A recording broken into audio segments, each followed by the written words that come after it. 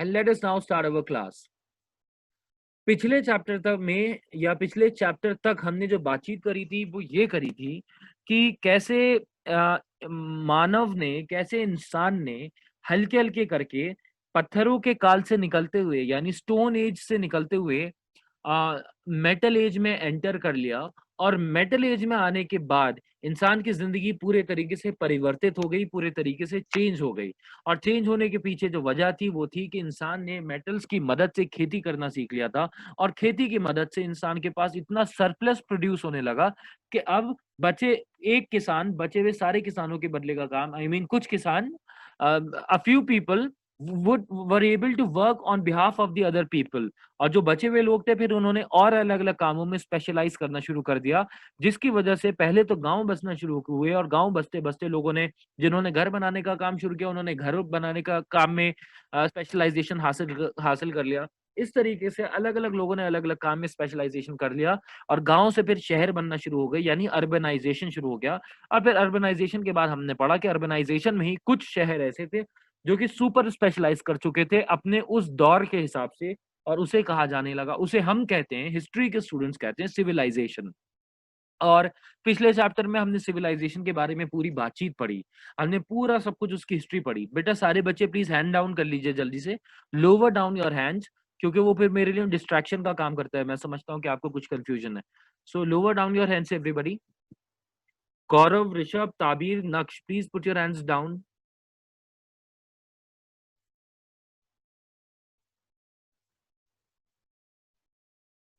Okay, now मैं ये बता रहा था आपको कि इंडस वैली सिविलाइजेशन के बारे में फिर हमने पिछले चैप्टर में पढ़ा कि कैसे पूरी दुनिया के लोग जब अंधेरे में थे, पूरी दुनिया के लोग जब बिल्कुल पिछड़े हुए तरीके से ही जी रहे थे, यानी स्टोन एज में जी रहे थे, वही पत्थरों के औजार बना के, हथियार बना के शिकार कर लेते थे, गुफाओं में रह लिया करते थे, गड्ढे बना के गड्ढों के अंदर रह लिया करते थे। वहीं दूसरी तरफ इंडस वैली सिविलाइजेशन ने इतना कमाल का एग्जाम्पल सेट किया कि घर बनाए, पूरे शहर बसाए और पूरी प्रॉपर प्लानिंग के आधार पर उन्होंने शहर बसाए। उसमें सिटाडेल बनाए, उसमें लोअर टाउन्स बनाए, उसमें स्विमिंग पूल्स बनाए, उसमें ड्रेनेज का सिस्टम रखा, उसमें 1 और 2 स्टोरी की बिल्डिंग्स बनाई। और इस तरीके से पकी हुई ईंटों का, यानी पक्की ईंटों का इस्तेमाल करके इंसान ने इंडस वैली सिविलाइजेशन में जबरदस्त तरीके से रहना शुरू कर दिया। लेकिन इंडस वैली सिविलाइजेशन का भी अंत आया। लगभग 1000 साल एग्जिस्ट करने के बाद इंडस वैली सिविलाइजेशन खत्म होना शुरू हो गई। कुछ लोग कहते हैं कि अर्थक्वेक आए उसकी वजह से सब खत्म हो गया, कुछ लोग कहते हैं कि इंडस रिवर ने अपना रास्ता बदल लिया जिस वजह से उनके पास पानी की व्यवस्था नहीं रही और इसलिए पानी की तलाशी और दूसरी जगह पर शिफ्ट हो गए। वहीं दूसरे कुछ लोगों का कहना है कि बाढ़ आई और बाढ़ में सारे पूरी इंडस वैली सिविलाइजेशन खत्म हो गई। लेकिन ये सिर्फ अंदाजे हैं। और एक चौथा अंदाजा ये भी था कि आर्यंस आए, आर्यंस ने हमला किया और हमला करने के बाद इंडस वैली सिविलाइजेशन के लोग मारे गए। ये सब अंदाजा है, इस सब का हमारे पास कोई 100% प्रूफ नहीं है। It's only speculation. We can only speculate, we can only predict, rather we can only assume कि क्या हुआ होगा। हम सिर्फ एक अंदाजा लगा पाते हैं कि क्या हुआ होगा, हमारे पास 100% श्योरिटी के साथ कोई भी आंसर नहीं है। लेकिन जो चौथा पॉइंट था कि आर्यंस आए, आर्यंस का आना और हमला करना, इसने एक नई शुरुआत को जगह दे दी, इसने एक नई शुरुआत को जन्म दे दिया। और वो नई शुरुआत थी कि कुछ लोग थे जो कि कैस्पस नदी के पास रहा करते थे। नॉट, आई मीन नॉट कैस्पस, कैस्पियन रिवर के पास रहा करते थे। I am sorry. Okay, so मैं आपको ये मैप दिखा रहा हूँ, आपकी शेयर, आपकी स्क्रीन पे शेयर हो रहा होगा। अगर मैं आपको ये वर्ल्ड मैप दिखाऊं, ये पूरी वर्ल्ड का मैप है, ये इंडिया है, आपको ये इंडिया नजर आ रहा होगा।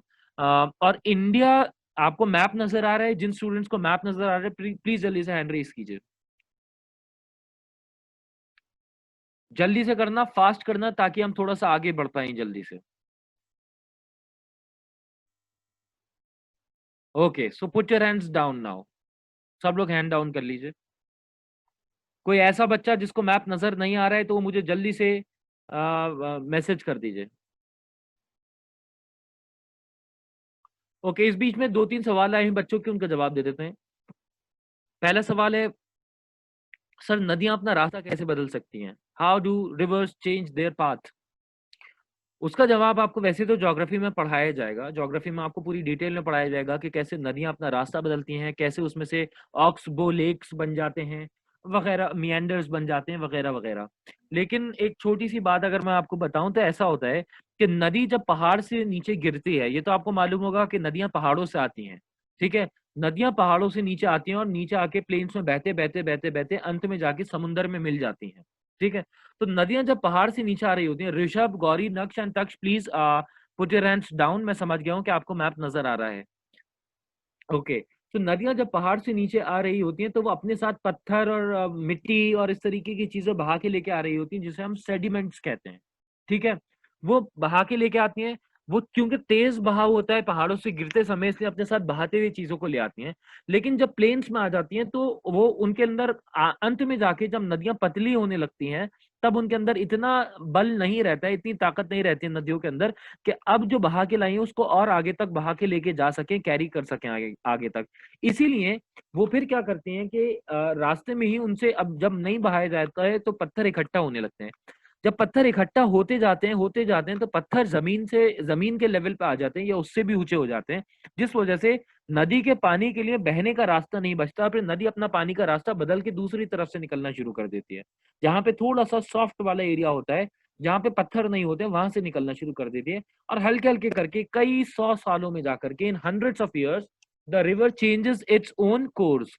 इसके ऊपर मैं यूट्यूब पे एक वीडियो देखूंगा और वो वीडियो आपको जरूर भेजूंगा। एक वीडियो थी, मैंने यूट्यूब पर काफी समय पहले देखी थी कि नदियां अपना रास्ता कैसे बदलती हैं, उसके ऊपर एक वीडियो थी।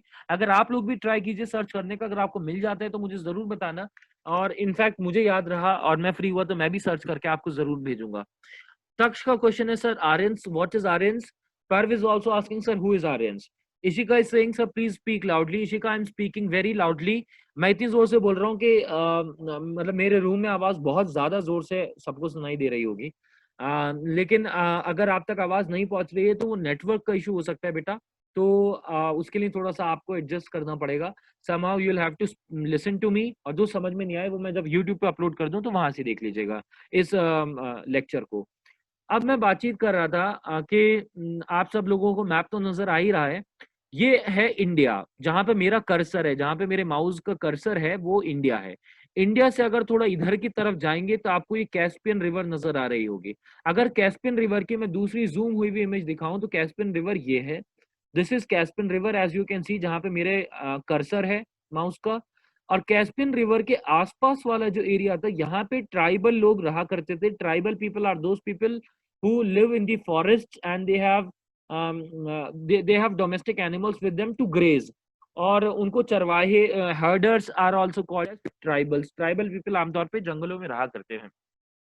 Now these tribal people were known as Aryans। ये ट्राइबल लोग कैस्पियन रिवर के आसपास, कैस्पियन सी के आसपास रहा करते थे। लेकिन क्या हुआ कि यहाँ पे बंजर होने लगी जमीन, और उनके पास जो था वो अपने जानवरों को खिलाने के लिए घास वगैरह नहीं बची। सब जगहों पर बहुत ज्यादा जो था वो बंजर हो गई जमीन। प्लस यहाँ की क्लाइमेटिक कंडीशंस बहुत सूटेबल नहीं थी वहां के लोगों के रहने के लिए। इसीलिए लोगों ने यहाँ से शिफ्ट होना शुरू कर दिया, यानी माइग्रेट होना शुरू कर दिया। अब इस पिक्चर पे वापस आ जाते हैं। ये कैस्पियन रिवर, कैस्पियन सी है। कैस्पियन सी के आसपास लोग रहा करते थे, आर्यंस रह रहे थे। यहाँ पे की क्लाइमेटिक कंडीशंस एक तो ज्यादा फेवरेबल नहीं थी, यानी यहाँ का मौसम ज्यादा अच्छा नहीं था रहने के लिए। और दूसरा, यहाँ पे जो घास वगैरह थी वो खत्म होने लगी थी, और अब उनको अपनी कैटल को चराने के लिए और ज्यादा घास की जरूरत थी। इसलिए उनको ऐसे इलाकों में जाना था जहाँ पे खूब सारी घास उनको मिल सके, जहाँ पे आराम से वो अपने जो है वो जानवरों को, कैटल को चरा सके। साथ में रहने के लिए भी थोड़ी अच्छी जो है वो व्यवस्था हो, यानी रहने के लिए क्लाइमेटिक कंडीशंस, मौसम की जो कंडीशंस है वो भी काफी फेवरेबल हो। तो अब इन्होंने माइग्रेशन शुरू कर दिया। इसे कहा जाता है माइग्रेशन। माइग्रेशन कहते हैं जब अपनी जगह छोड़ के लोग दूसरी जगह बेहतर अपॉर्चुनिटीज की तलाश में चले जाते हैं। सो माइग्रेशन शुरू हुआ। कैस्पियन सी के आसपास रहने वाले लोगों ने अलग अलग एरियाज में जाना शुरू किया, और सबसे ज्यादा दो डायरेक्शंस में लोग गए, एक इस डायरेक्शन में और एक इस डायरेक्शन में। अगर मैं जूम इन करता हूं तो ये कैस्पियन रिवर है। कैस्पियन रिवर से दो डायरेक्शन में सबसे ज्यादा माइग्रेशन हुआ। एक, सबसे ज्यादा लोग इस डायरेक्शन में गए, यानी इराक की तरफ, सीरिया की तरफ गए, और दूसरे इस डायरेक्शन में आए, यानी यहाँ पे अफगानिस्तान आपको देख रहे हैं, अफगानिस्तान की तरफ पाकिस्तान, इंडिया इस तरफ आए। All right. सो अब हम वापस चलते हैं अपने पिक्चर के ऊपर और देखते हैं कि इसके अलावा और कहाँ कहाँ पे गए। तो ये जो जितने भी, और अच्छा ये हुआ किस समय पर था ये भी हमें जानना जरूरी है। इंडस वैली सिविलाइजेशन लगभग 2000 बीसीई आते आते समाप्त होना शुरू हो चुकी थी और पूरे तरीके से लगभग समाप्त हो चुकी थी।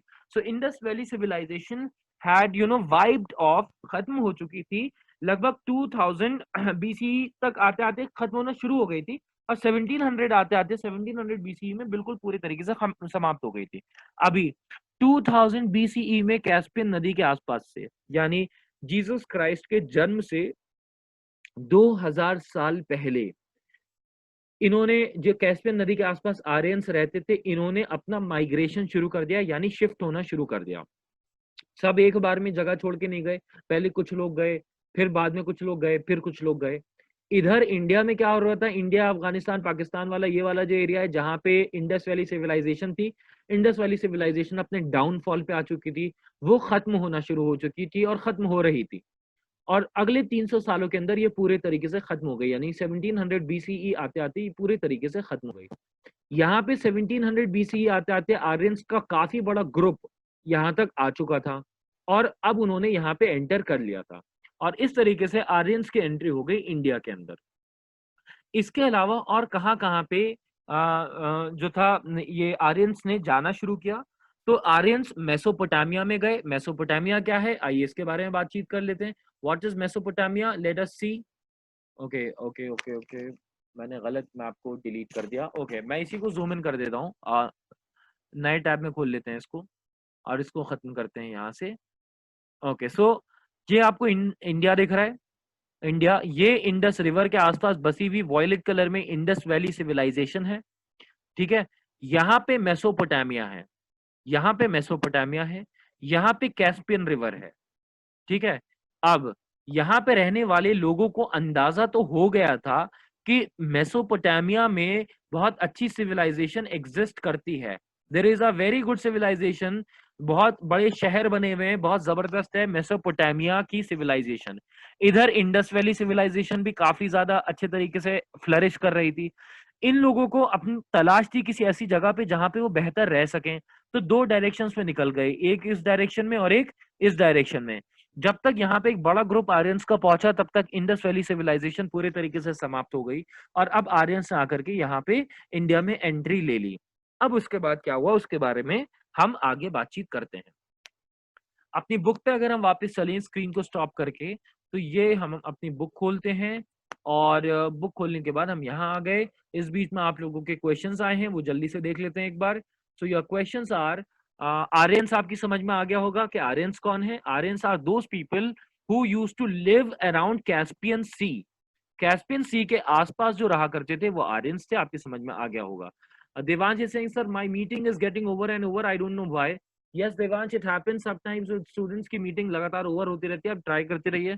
और अब आते हैं सर, भाव्या का कहना है sir what do we have to search on YouTube. YouTube पे आपको सर्च करना है how do rivers change their path.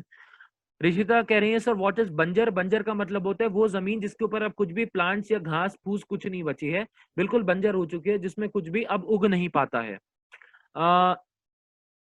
भाव्य Singh sir, red sea is also there, yes red sea is also there. Okay, so now हमने इस paragraph में जो आपका opening paragraph था इससे रिलेटेड बातचीत कर ली है कि आर्यंस जो थे वो बेसिकली सेंट्रल एशिया में कैस्पियन सी के आसपास रहा करते थे। 2000 बीसीई में, यानी जीसस क्राइस्ट के जन्म से 2000 साल पहले उन्होंने अपने घरों को छोड़ा और माइग्रेट करना शुरू कर दिया दुनिया के अलग अलग हिस्सों में, बेहतर अपॉर्चुनिटीज और बेहतर क्लाइमेटिक कंडीशंस की तलाश में। जब बेटर अपॉर्चुनिटीज कहते हैं तो मतलब रहने की बेहतर व्यवस्था हो और जानवरों के खाने वगैरह के लिए अच्छा इंतजाम हो।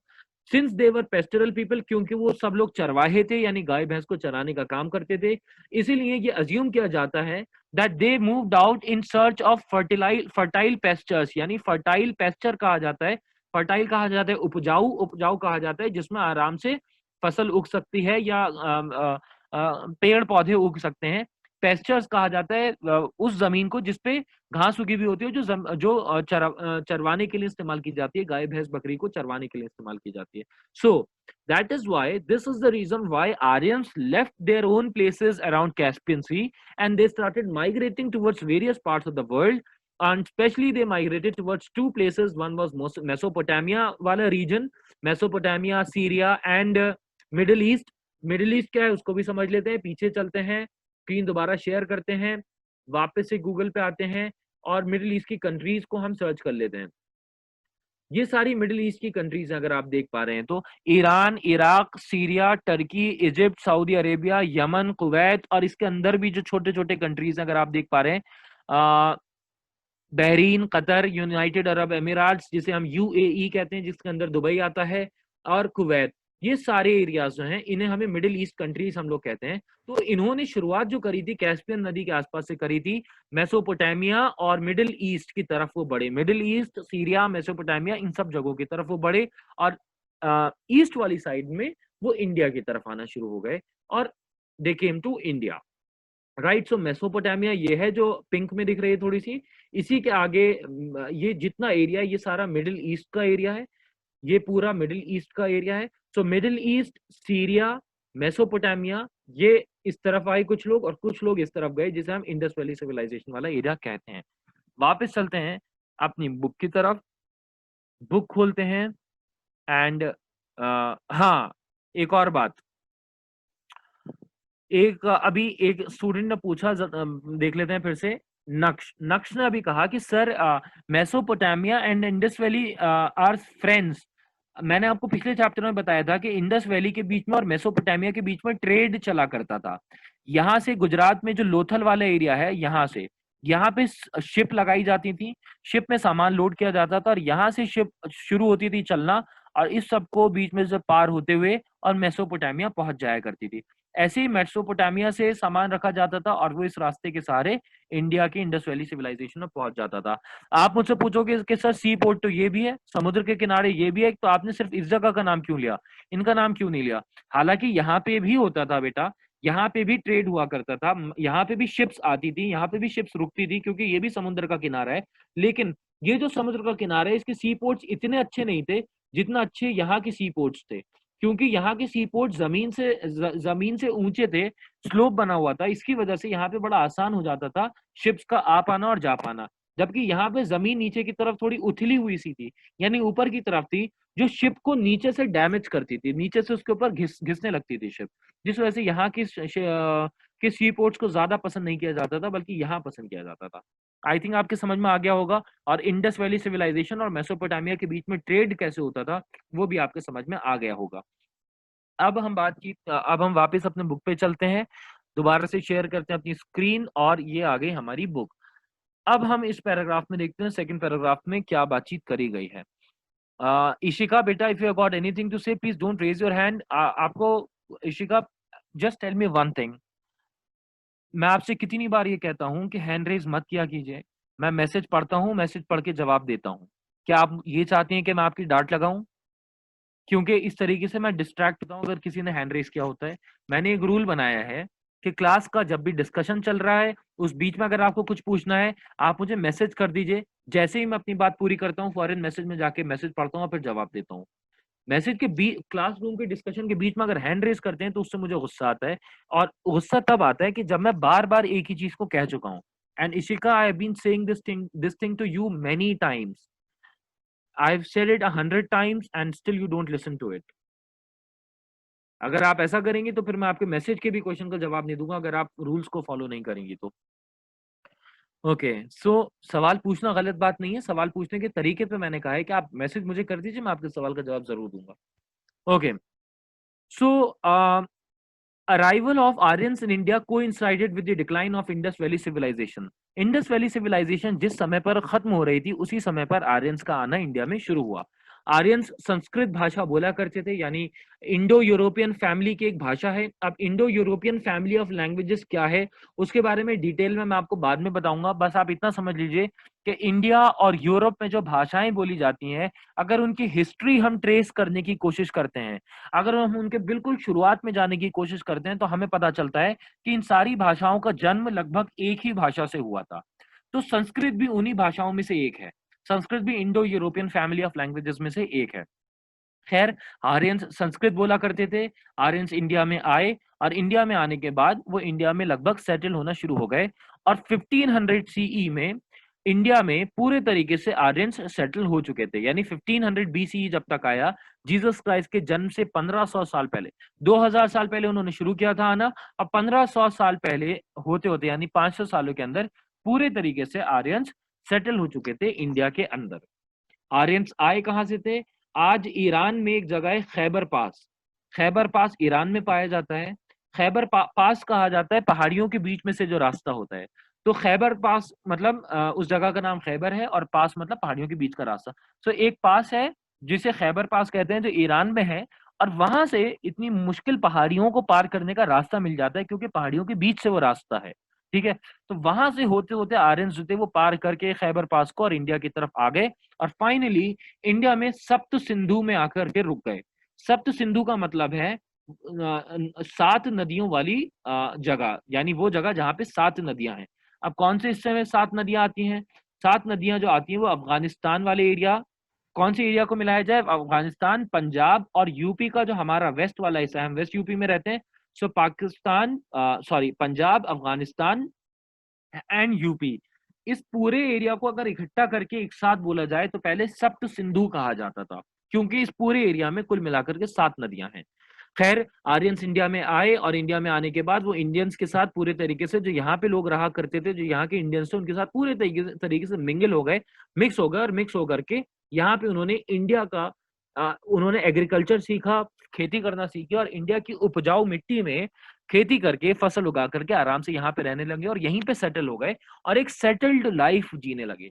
सेटल्ड लाइफ जीने का मतलब यह है कि अब वो इधर से उधर माइग्रेट नहीं कर रहे थे, बल्कि अब एक ही जगह पे सेटल होकर आराम से यहीं पे रहने लगे। और फिर 1500 से शुरू हुआ, 1500 से लेकर के 600 बीसीई तक, यानी 1500 से शुरू हुआ, जीसस क्राइस्ट के 1500 साल पहले से लेके जीसस क्राइस्ट की जन्म से 600 साल पहले तक, लगभग 900 सालों तक जो समय रहा, उसे हम कहते हैं वैदिक पीरियड। इंडियन हिस्ट्री का वैदिक काल, जिसे हम वैदिक काल भी कहते हैं। और इस वैदिक काल को, यानी वैदिक पीरियड को, 2 हिस्सों में डिवाइड किया गया है, 1500 से लेके 1000 बीसीई तक और 1000 बीसीई से लेके 600 बीसीई तक। फिर से एक बार कहानी को दोबारा से समझते हैं। इंडस वैली सिविलाइजेशन अपने डाउनफॉल की तरफ आ रही थी। उधर सेंट्रल एशिया में कैस्पियन नदी के आसपास जो जमीन थी, उसकी मिट्टी के उपजाऊ जो फर्टिलिटी थी वो खत्म होने लगी और मिट्टी जो थी वो बंजर बनने लगी, और वहां की क्लाइमेटिक कंडीशन भी ज्यादा फेवरेबल नहीं थी। इधर इंडस वैली सिविलाइजेशन और मेसोपोटामिया काफी फ्लरिश कर रही थी। नाम हो चुका था इंडस वैली सिविलाइजेशन और मेसोपोटामिया का। तो जो परेशान थे अपनी जगह पे, आर्यंस अपनी जगह पे जहाँ पे परेशान थे, उन्होंने फिर वहां से माइग्रेट करना शुरू किया और दुनिया के अलग अलग हिस्सों में सेटल होना शुरू किया। वो चलते चलते चलते चलते मेसोपोटामिया पहुंचे और इधर की तरफ इंडिया पहुंचे। इंडिया को उन्होंने 2000 बीसी में वहां से आना शुरू हुए थे और 1500 बीसी तक आते आते पूरे तरीके से इंडिया में सेटल हो गए। इंडिया में आने का रास्ता था खैबर पास, खैबर पास से उन्होंने इंडिया में एंटर किया और फिर यहाँ पे आने के बाद यहाँ के लोगों के साथ मिक्स होकर आराम से यहाँ की जिंदगी व्यतीत करने लगे, यानी यहाँ का जीवन व्यतीत करने लगे। और फिर जब पूरे तरीके से सेटल हो गए, तब शुरू हुआ काल जिसे कहा जाता है वैदिक काल। तब से एक टाइम पीरियड शुरू हुआ जिसे कहा जाता है वैदिक पीरियड, और वैदिक पीरियड एग्जिस्ट किया 900 सालों तक, 1500 बीसीई से लेके 600 बीसीई तक, लगभग 900 सालों तक एग्जिस्ट किया। और इस वैदिक पीरियड को 2 पीरियड्स में डिवाइड किया गया है, अर्ली वैदिक पीरियड एंड लेटर वैदिक पीरियड। अब अर्ली वैदिक पीरियड एंड लेटर वैदिक पीरियड में क्या क्या फर्क था उसके बारे में हम आगे इसी चैप्टर में पढ़ेंगे। आज जो हम बात कर रहे हैं वो बस ये बात कर रहे हैं कि हमें कैसे पता चला आर्यंस के बारे में। How did we know about Aryans?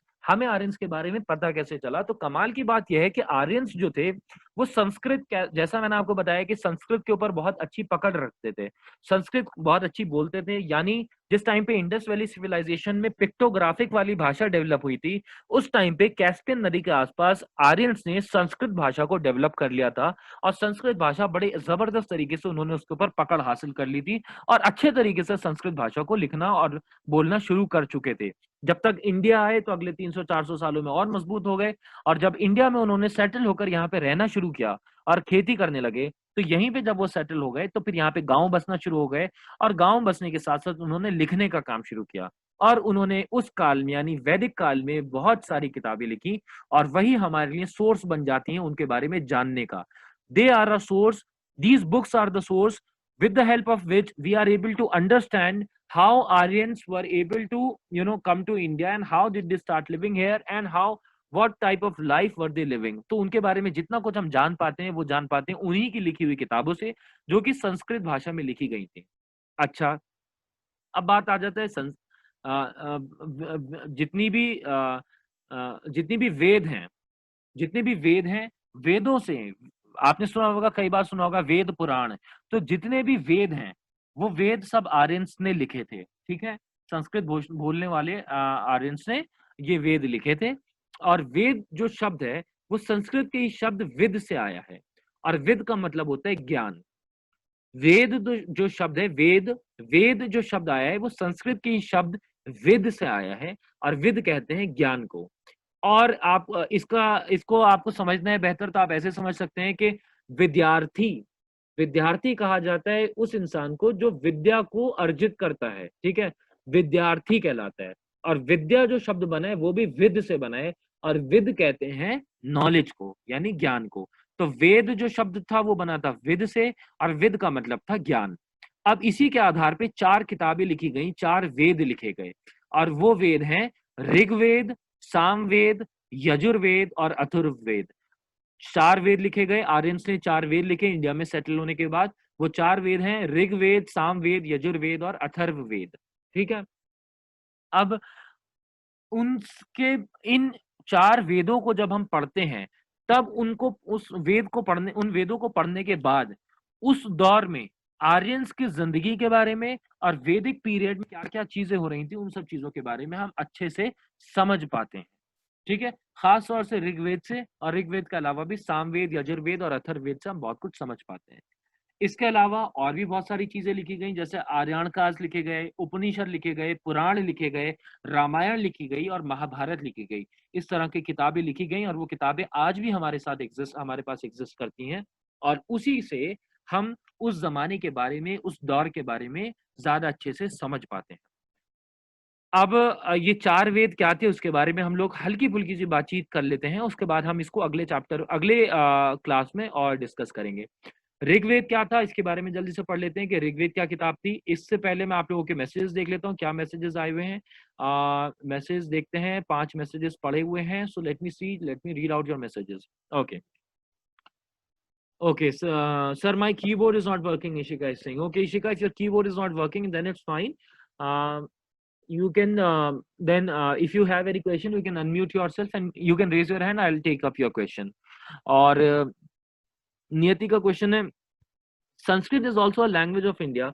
नियति, संस्कृत इंडिया की लैंग्वेज नहीं है। संस्कृत जो लैंग्वेज थी वो आर्यंस की लैंग्वेज थी, और आर्यंस कैस्पियन सी के आसपास से आए थे। लेकिन इंडिया में संस्कृत बहुत ज्यादा फ्लरिश हुई, क्योंकि आर्यंस ने यहाँ पे रहने के बाद संस्कृत के ऊपर बहुत सारा काम किया, और संस्कृत में बहुत सारी किताबें लिखी। इसी वजह से संस्कृत बहुत ज्यादा इंडिया में मशहूर हो गई, और आने वाले समय में आप देखेंगे कि संस्कृत बन जाएगी भाषा सबसे इंपॉर्टेंट, और उसके अलावा कुछ और लोकल भाषाएं भी हैं जो इंपॉर्टेंट बन जाएंगी, ठीक है। मैंने बंजर का मतलब बता दिया है। ताबीर, बंजर उस मिट्टी को कहा जाता है जिसमें कुछ भी उगाया नहीं जा सकता। Rishita sir, Rishita is asking, sir, this Vedic period is long because all the early people don't migrate. बेटा ऋषिता, मैं इसका मतलब नहीं समझ पाया। This period is long because all the early people don't migrate, मैं इसका मतलब नहीं समझ पाया बेटा। ताबीर, बंजर का मतलब मैंने बताया था। ओके, खैर। ऋषिता, आप मुझसे अगला सवाल, आप चाहें तो मुझसे सवाल पूछ सकती हैं दोबारा से। I couldn't get your question. चलिए हम इस बीच में ऋग्वेद के बारे में बातचीत कर लेते हैं कि ऋग्वेद क्या था। ऋग्वेद संस्कृत की सबसे पुरानी किताब मानी जाती है, the oldest text, the oldest book of Sanskrit और any other language in Indo European family.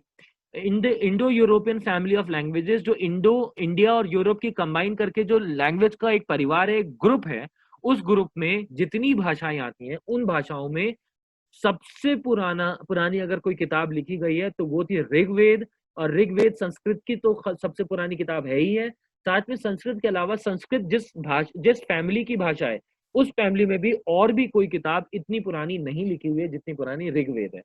Rigveda कहा जाता है कि 1500 बीसीई से लेके 1000 बीसीई के बीच लगभग 500 सालों में इसको डेवलप किया गया था। तो from 1500 BCE to 1000 BCE Rigveda was written, 500 सालों में इसको लिखा गया था। ऋग्वेद में है क्या? ऋग्वेद में आप देखेंगे तो सूक्तियां हैं।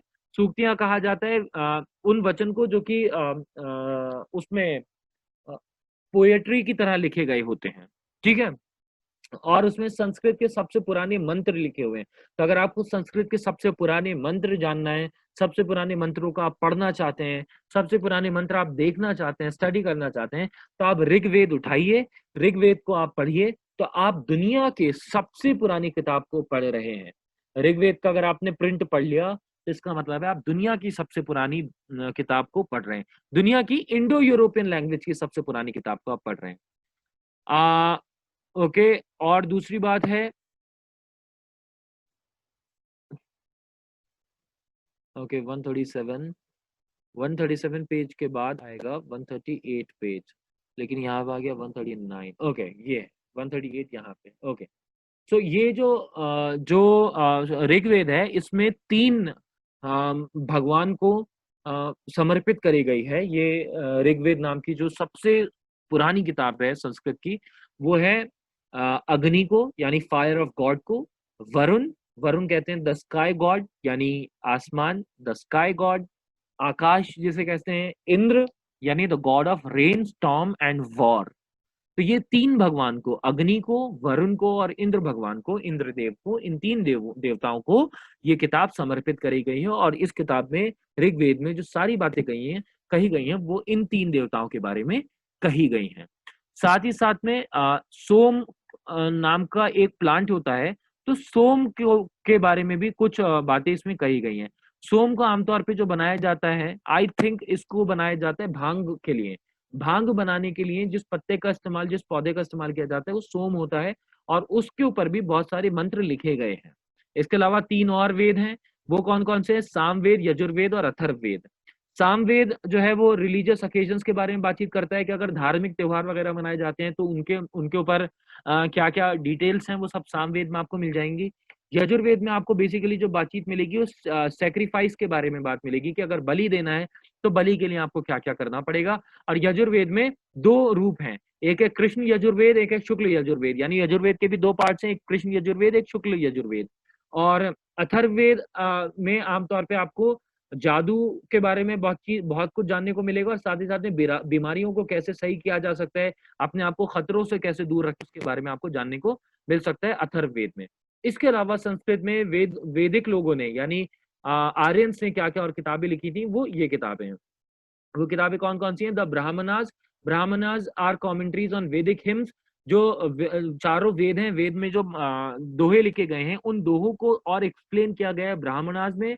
आर्यन कास्ट जो है वो कैसे एक साधु अपना जीवन व्यतीत करेगा एक जंगल के अंदर जाकर के, उस पूरे जीवन के बारे में, साधु के जीवन के बारे में आर्यन कास्ट में दिया गया है। उपनिषद में उस जमाने की जो फिलॉसफी थी जीवन को लेके, कि जीवन कैसे व्यतीत करना चाहिए, जीवन का अर्थ क्या है, मृत्यु का क्या अर्थ है, मरने के बाद क्या होगा, मरने के बाद की जीवन के बारे में कैसे तैयारी करना चाहिए, वो सारी उपनिषद में बताई गई हैं।